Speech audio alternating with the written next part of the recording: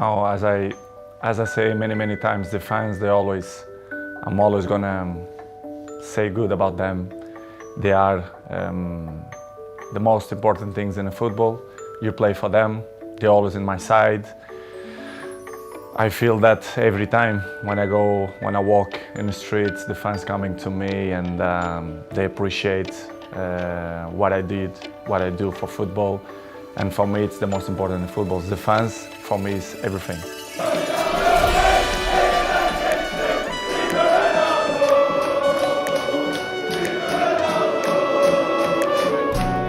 As you know, as my history in Manchester United, your heart, your feeling, the history that he did before, make the difference. And of course, as well, Sir Alex Ferguson. When you say your heart led you, it's because of that, the history you had with the club and the relationship you maintained with Sir Alex, with the fans. I think it was the key. It was the difference in that moment. You came back and it couldn't have started better. You played at Old Trafford. 18 years since that trembling teenager of touch and tease first tiptoed onto this storied stage. Now in his immaculate maturity, CR7 reunited. You won 4-1 against Newcastle. You scored twice. And guess who's there? Close your eyes, and he never went away. Oh, it is Ronaldo. Sir Alex was there, loving it, obviously, the return of the prodigal son. Your mother was there, the return of her own son. Your mother was crying, obviously. Obviously, yes. But what a comeback. How did that feel that day when you came off the pitch? Well, that feeling was amazing, but not only the day of the game. I felt before the week before that everything changed. But it was a memorable day and unbelievable day too. The Viva Ronaldo chant went up? Yes, Viva Ronaldo. You like hearing that? Be back, of course I did. As I told you before, the fans for me, they are everything.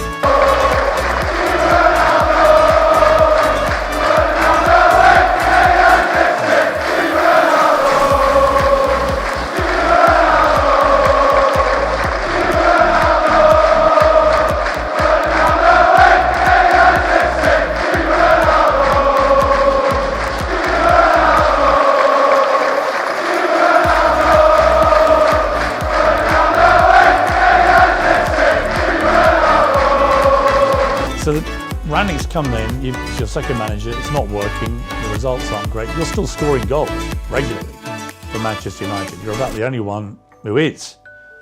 But then you get hit by an awful episode in your life, probably the worst time of your life, where your partner, Georgina, she's pregnant with twins and is actually giving birth to these two babies. And your baby son doesn't survive. And I don't think I can imagine, I have 4 kids, you have a lot of children, you know, you can't imagine a worse thing to happen than to go a full term of a pregnancy, particularly for the poor mother in that case, but also for you. What was that like for you, that time in your life? It's probably the worst moment that I passed through my life since my father died, you know. When you have a kid that you expect that everything will be normal and you have that problem, it's hard, you know. As human being that I am, me and Georgina, we had quite difficult moments because we don't understand why it happened to us.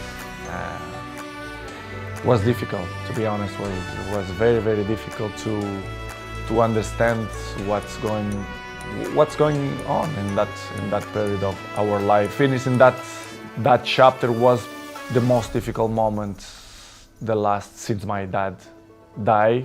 It was this moment that I passed through the last 6 months. Do you feel your son is with you in spirit? Do you feel For sure. His ashes is with me, like my daddy. They are here in my house. Yes. It's something that I want to hold for the rest of my life.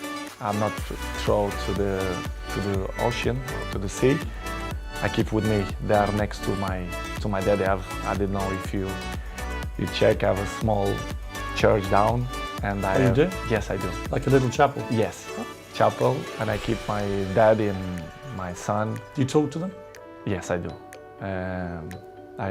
I talk with them every time, and that they are in my side. They are, they help me to be a better man, to be a better person, to be a better father. Honesty. Commitment. You. Me. Us.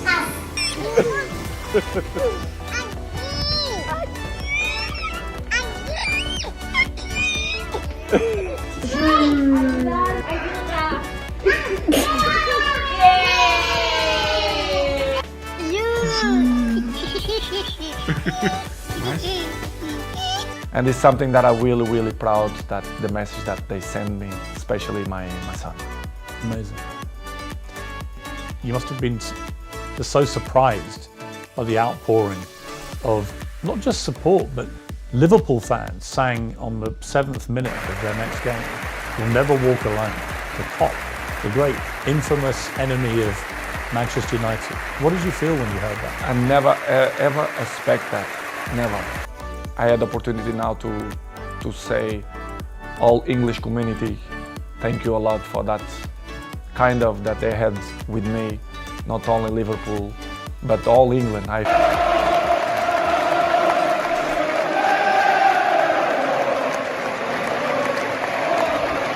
Surprised me a lot. Offering their condolences. Yes. Wow. Unbelievable. This is why I say I respect a lot the English community, English people, because they've been very kind with me, and in that difficult moment on my life was spectacular. The way they treat me and my family in that difficult moments. I should say straight to the crowd and thank you to the all English community that helped me in that moment. When you are surrounded with these people, with you as well, people that make your life more interesting, they reach something in your daily life, I appreciate, because it's that kind of people that thinking outside the box, which is I appreciate. And the one thing you do better than anybody I've seen in sport is resilience, mental strength. Right? That's what it's really I think about. it's the most important thing. And I can see me in the future. Of course, I want to improve my English.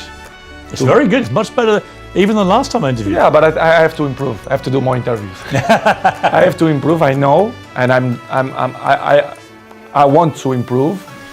And I see myself to do it when I'm retired, to speak for millions of people, advices, how to be a professional player, how to maintain your longevity, how, I'm not a psychologist, but I passed through many things, and I can above all, how to win. How to win, which is the most important. And I think that's what it's all about. I have experience to inspire people for that. I think I'm a role model, and I can help many people in that way if they want my help. I want to listen to it, right? For sure, especially the young people. I want to be with the young people, to speak with them, not only for them, but for the fathers as well, to put them in the right spot. Your great friend, Ricardo, said to me a great story that on New Year's Eve in 2009, you decided to go out to a club. You wanted to go to a club. And he showed us the picture. You went in disguise.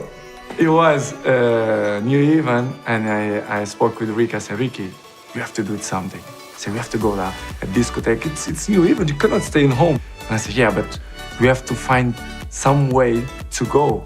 Let's put a wig and mustache, a jacket, something. And we buy a wig with natural hair. Fantastic, better than my hair. And we go out in one hotel in the center of Madrid. Like in the rooftop was a bar, discotheque. We go in the lift, everyone look at us. Who the fuck is that guy? They look like rock stars. And we went to the rooftop. And Ricky, we're gonna speak only in English because nobody gonna know who we are. And the time that we went to the bar, I speak Portuguese with Ricky. I say, Ricky, what you want to drink? The only time that we speak Portuguese.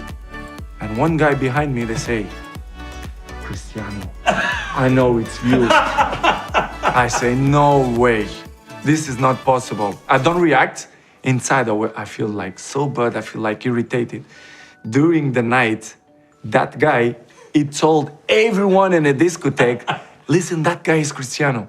And I feel, because I'm a tall guy, that everyone in a discotheque, they look at me like, but nobody knows that it's me. And we maintain the night. We stay there like 2-3 hours. We go sleep. It was one of the best nights I ever had. Because you were free again. Yes, I feel free. I get that. You see, it's interesting, isn't it? The great joy you had was the freedom. And yet, for the rest of the time, it's like being in a cage, right, for you? A little bit, yes. I can say it's a little bit. Because you cannot be yourself 100%.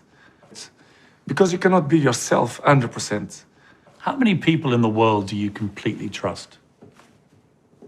Completely. Completely, 100%. 100%. I'm not gonna say names because I think it's not fair. But I will say 4%. 4? Yes. 100% trust, 4%. Wow. That's I have a very close friends, family, but who I trust 100%, maybe 4%. 100%. How do you feel about that number? Is that enough for you? For me, it's enough. I really don't thinking too much about it, but it's the way we live. It's the life. It's like that. You know you have to know that. Now, just to state the obvious. Effort, dedication, work hard, because the talent is not enough anymore. And if you're not dedicated 100%, you're not gonna reach the level that you want. For example, Apparently worth $500 million. True? I don't know, maybe.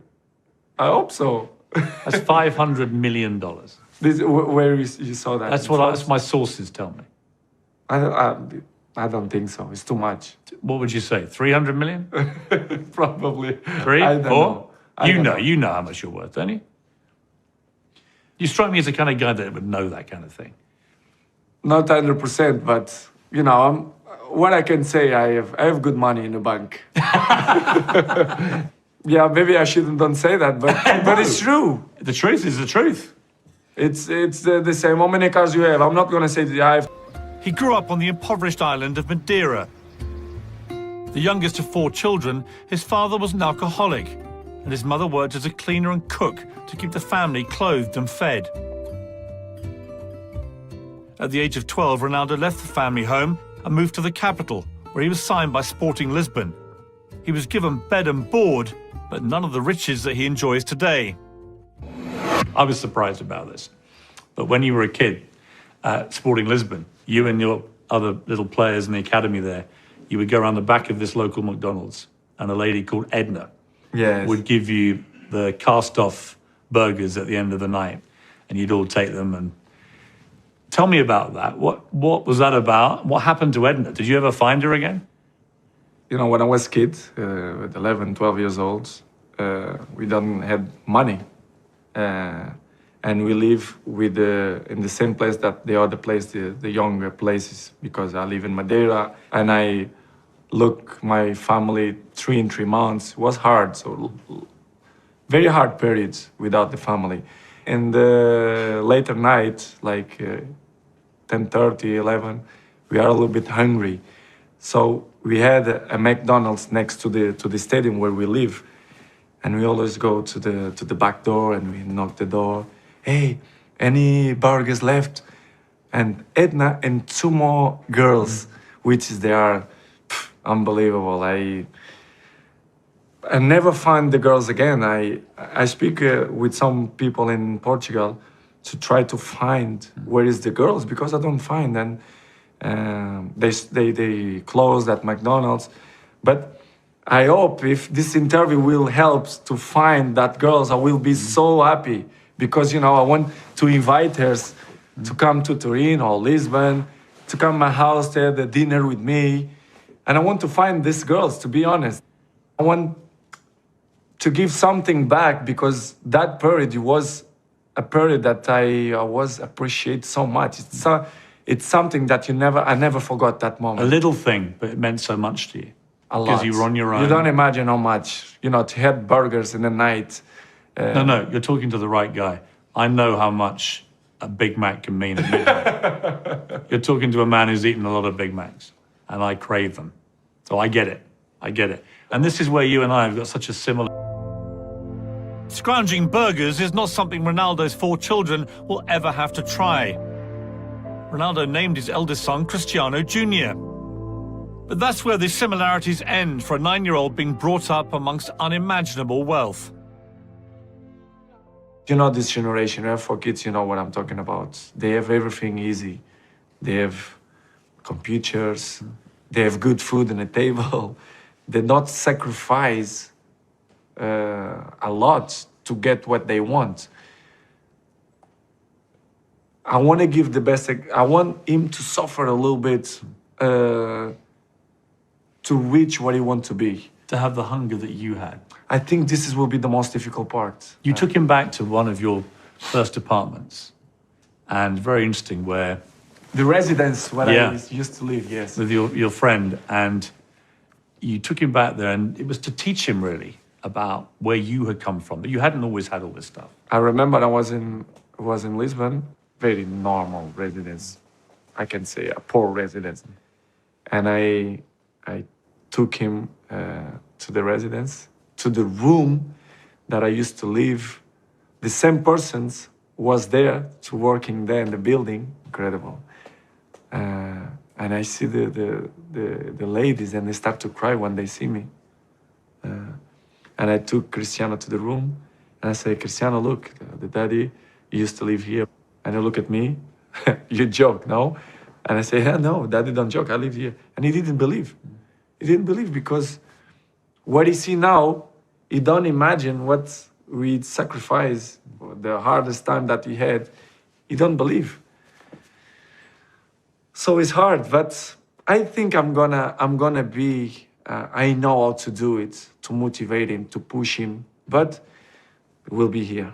The difference will be here. I hope. I just pray that I want the mini Cristiano to be like me. But no panic, no problems. You're gonna be whatever you want. I'm not gonna make a pressure, just a little bit. And let's see what's gonna happen. By far the best goal I scored in my career. Technically, from your point of view. Technically, the very difficult to do that. I tried to score these goals many years. I had 700 goals, and I never scored a goal like When it this. went in, and you knew you'd finally got it. What was that feeling like? Like, oh, finally, I scored a bicycle goal, a beautiful bicycle, and the jumping. I think I'd never see a goal with a bicycle like this one. The way I jump against Buffon, against Juventus, quarterfinals of Champions League, probably one of the best goals I ever seen in football. Not just because it's my goal. If it will be another player, I will say the same. Better than sex? Better than sex. Be honest. Be honest. Be honest. No. It was, wasn't it? No, with my Gio, no. Break my heart. One step. Incredible. Seriously? Seriously. You were about to join us, Yes. and then we would have won everything. Well, I will help. And then at the last second, you ditched my club and you went to Manchester United and you broke my heart. No. This is your chance to apologize. Yeah, okay, peace. I want to apologize. Okay, forgive me to don't join Arsenal. I have a gift for you. Break my heart. One step. Incredible. Seriously? Seriously. You were about to join us, Yes. and then we would have won everything. Well, I will help. And then at the last second, you ditched my club and you went to Manchester United and you broke my heart. No. This is your chance to apologize. Yeah, okay, peace. I want to apologize. Okay, forgive me to don't join Arsenal. I have a gift for you. Okay. This is what might have been. Okay? This is what should have happened. This Fantastic club. is what I dreamed of for the last 16 years, and it's not too late. I could see Aubameyang, Lacazette, Pepe, and Ronaldo, and you'd win everything. Father, Dennis, he died of alcoholism, really. The more I dug into his story, the more empathetic I got to him in the sense that he had gone as a very young man to war for Portugal in Mozambique and Angola. And the experience had a bad effect on him, like it did on many young Portuguese men. When you learned more about what your father had to go through, did you have more understanding then of why he became the man he did? Pierce, I don't know. When I speak about my father, I feel sometimes no words to explain what it was my father. We found something which I don't think you will have seen. It was an interview on Norwegian television where they just turned up at his house, a house I think that you'd bought him.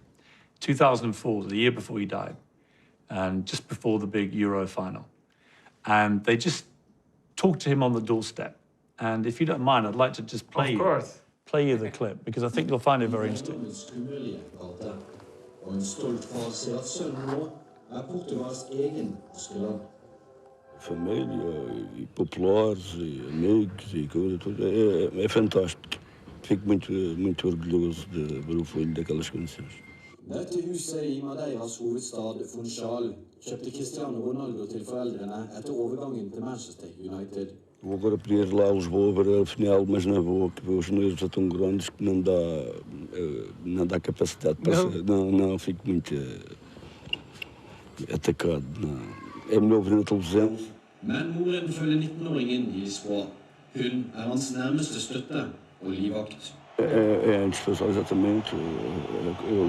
É o carinho que ele tem e a mãe é guarda-costas que ele tem. É verdade, é guarda-costas que ele tem. Está sinistro.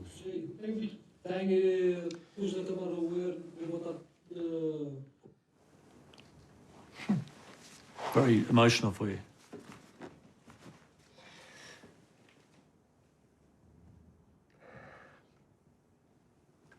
I never saw the video. Dá papel, filho.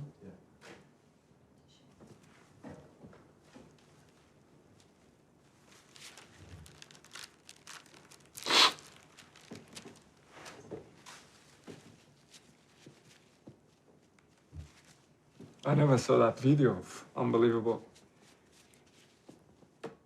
To hear your father speak about how proud he was of you, it must mean a lot to you. Yes, a lot. I think the interview will be funny, but I didn't expect to cry. But I never saw these images. I don't know where you... I have to have these images to show my family. But I really don't know my father 100%. He was a drunk person. I never spoke with him like a normal conversation. It was hard. Did he ever tell you that he was proud of you to your face? No, yes. He said that he treated me unbelievable. I was like the diamond of the family. And he knew it. He knew it that I will be a football player. And for me, it's make me sad because everything...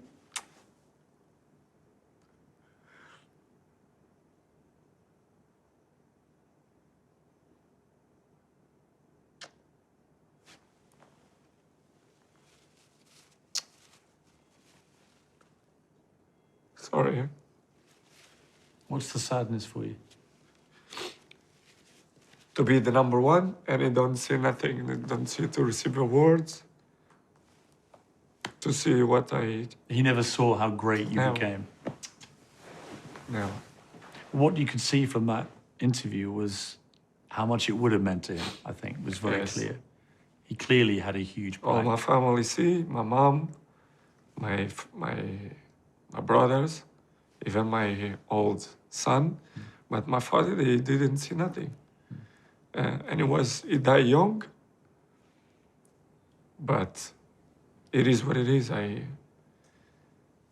Maybe I get everything in the football because he is in the sky and give me Do you feel that? energy. Yes, I feel. How is it